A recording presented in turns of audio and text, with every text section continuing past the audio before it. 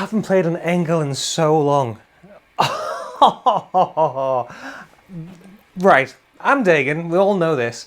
And this beautiful little box of loud is the newish ENGL Ravager. Now, if you've never played an ENGL before, they've got a very specific, like, one of them, whatever that is, but audibly.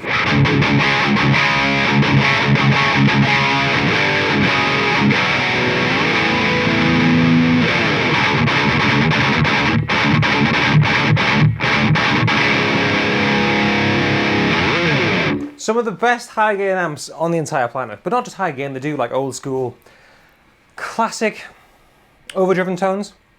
I mean, you can get bluesy and stuff with them as well, but it's that classic ENGL tone. So many amps copy other amps. These days you've got your Marshalls, you've got your Messrs, you've got your Fenders, you've got your Voxers. And ENGL are one of those amps alongside those guys which have their own very specific tone, and it's right down the middle. My old mate had a Savage and a Powerball, and they were so specifically just focused and wonderful. And you get that with this. This is the Ravager IR, 20 watts of mixing modern high gain with modern technology. So let's get into it.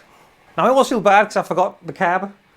Obviously this is wonderful, and the main focus is going to be this head for what it does, but this is the ENGL E112 angled Pro cab with a Celestion V30 in, and it's getting mic'd up with a Shure SM57 right now.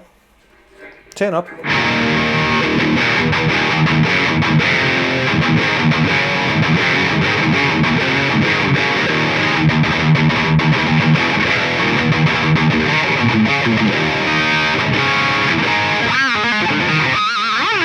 Oh, but that's not the main point of this head. So it's going through a cab, of course, but it's got an IR loader out the back. I think famously it's called the Ravager IR, but it's got an IR loader out the back. So you can run directly, like I am today. You'll see on screen when I'm using the cab mic or the impulse response loader up top. Run an XLR out the top, into a PA system live, into a studio for recording, silently practice at home with a headphone output on the back. And you can save three, I think one's just standard stock, and 3 different impulse responses via USB into the ENGL. 20 watts, it's the smallest and cheapest ENGL for all tube amplifier I believe they've ever made. But it just gives you that little bit of your neck. This is just going to be like an older England video. I'm just going to, the entire video's go.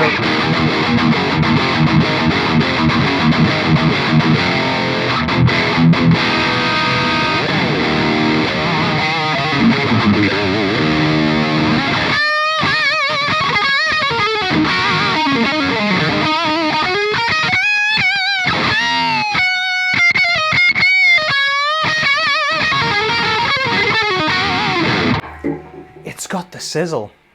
You know the guitarists here, like the guitar sits in the mid-range, that's where you hear it in your lugs. And this is just, it's mid-range, but it's not like Marshall mid-range, it's just got the...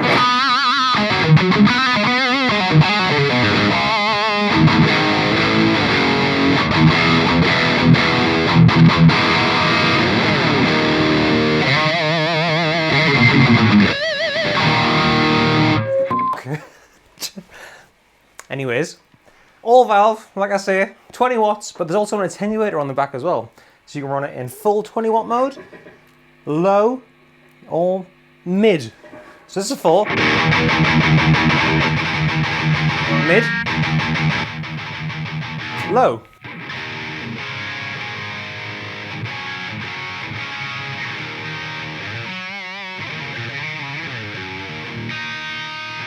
Because famously with valve amps, especially the higher gain stuff, to really get that tightness and to open the amp up, you need to really crank the nuts off it. And you can do that in full power 20 watt mode, but it's still a loud 20 watts. You can 100% gig with this little guy, especially XLRing into the PA system to get a little bit of help through your monitors and stuff. But if you want to get those valves singing without blowing the panes of glass out your windows, just dial it back and then crank the master.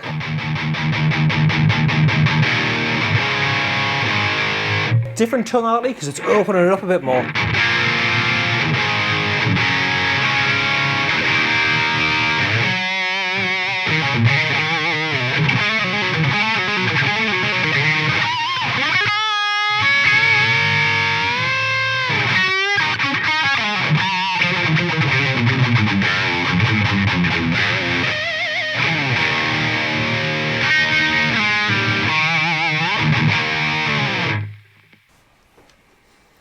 amp's making me smile. It's making me smile a lot.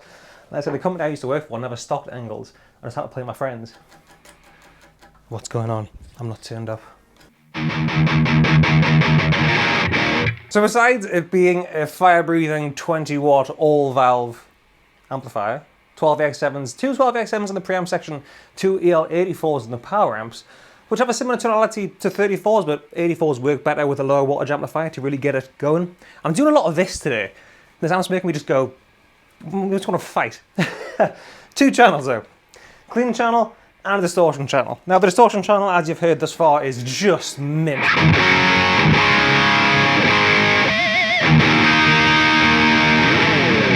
3-band EQ, master volume over on the right as well. Each channel has their own independent volumes, but you can crank the master if you really want to get everything singing.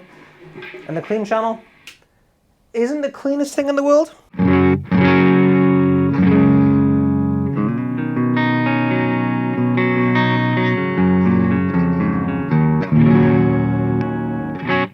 Actually, it's pretty damn clean, isn't it?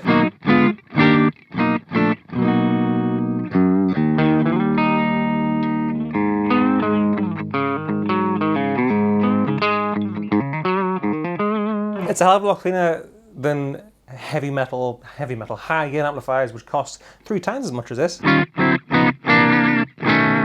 it's a solid clean tone. Very compressed in a good metal amp kind of way. And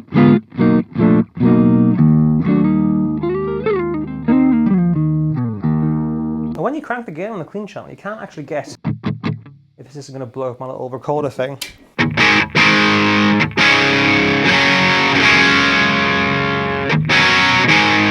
Quite a solid, like, rhythmy, like...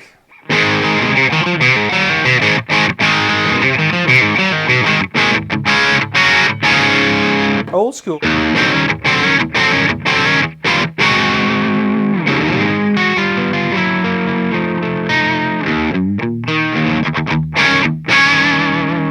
Kind of dry.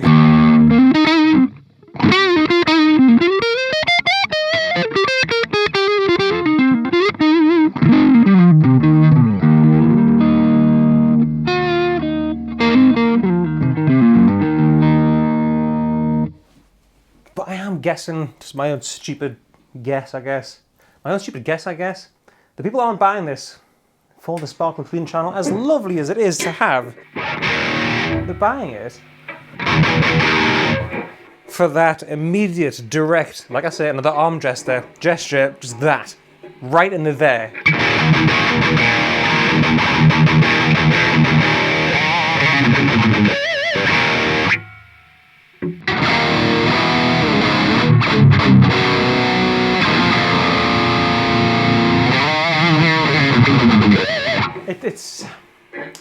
It's kind of like a more open PRS MT15. Like there's a bit more hair on it, but it's a very focused.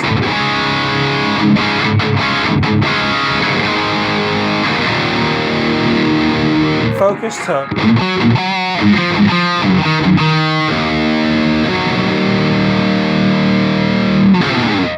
3-band EQ.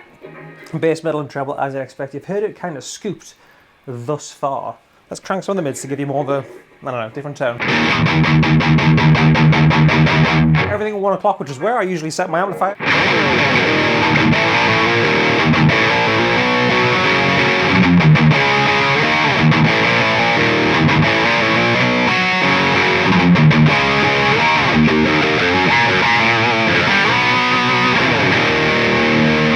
Got some of the gain back actually. Gains at 10 o'clock.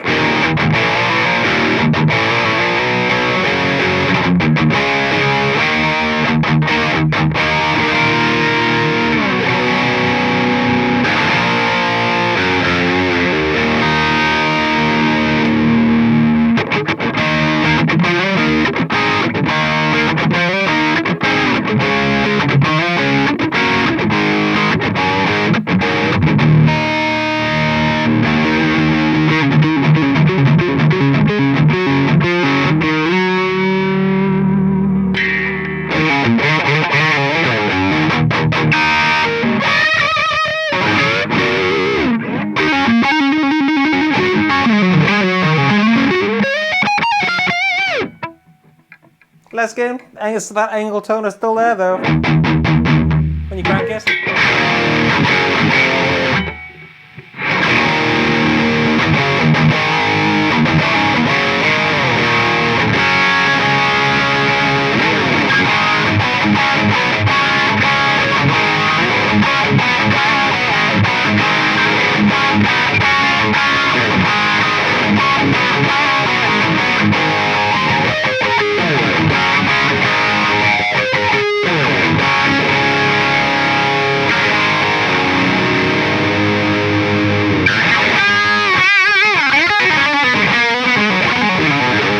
Plane's a bit sloppy today.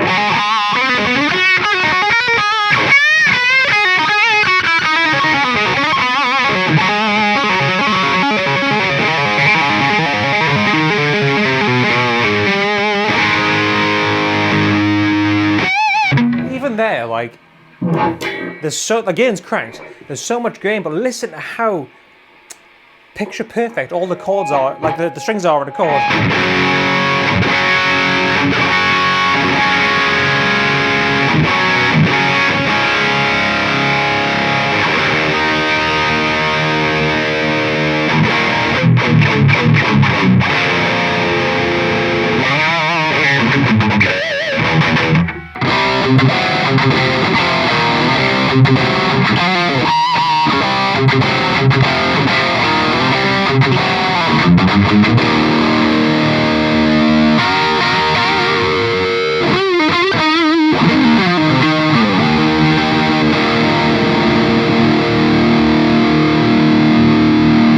Now on the back of this amplifier is where it gets really interesting.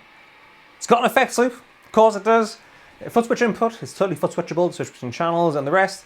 There's a 1/4 inch jack output as well if you want to line out that way.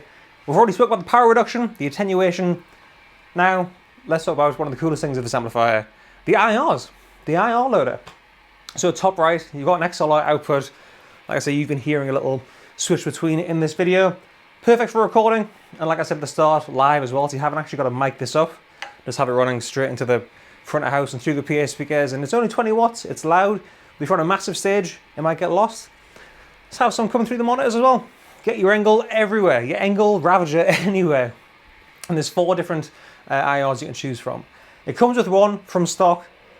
The rest of them are empty right now, so I'm not going to show you them. It's just full on head going into nothing. So this means you haven't got to carry around like a 2 notes torpedo, capital X, which is what I use sometimes, a universal audio aux box, a Boss Waza expander, or any of those kind of things, because it's all built in to the head. And like I said at the start, this is one of the cheapest ENGLs, if not the cheapest and smallest ENGL they've made, but it gives you that mwah. Let's hear some more tones. Should we go blue or red? I think we've heard enough blue.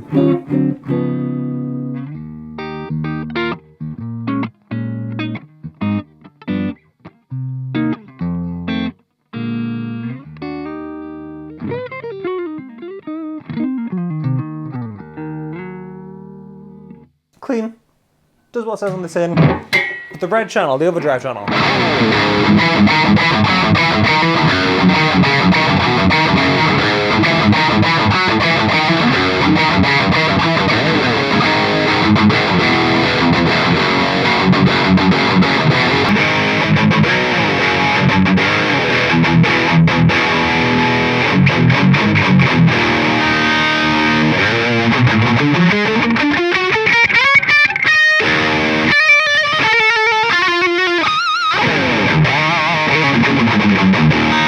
I don't want to stop playing it. Do a little bit of that and stay in standard and go.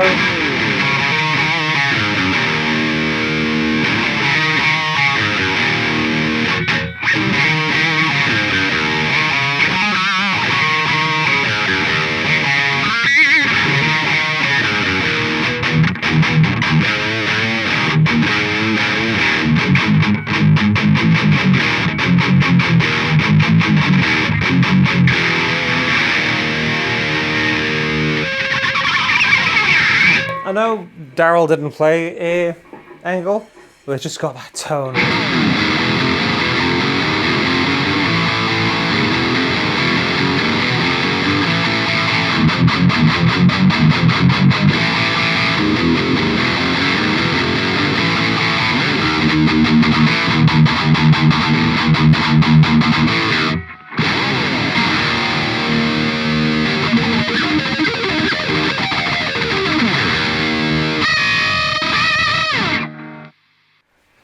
I think, ladies and gents, that's all the side specs and sounds I can give you from the absolutely phenomenal ENGL Ravager in all of its glory. Let us know what you think down below in the comments. If you want to get one for yourself, of course, there's links in the description box just down below. If you like this video, give it a thumbs up and hit subscribe. If you want to support me even more, check out my Patreon, which is linked just down there as well. I've been Dagan. I'm going to play this some more. I'll see you next time.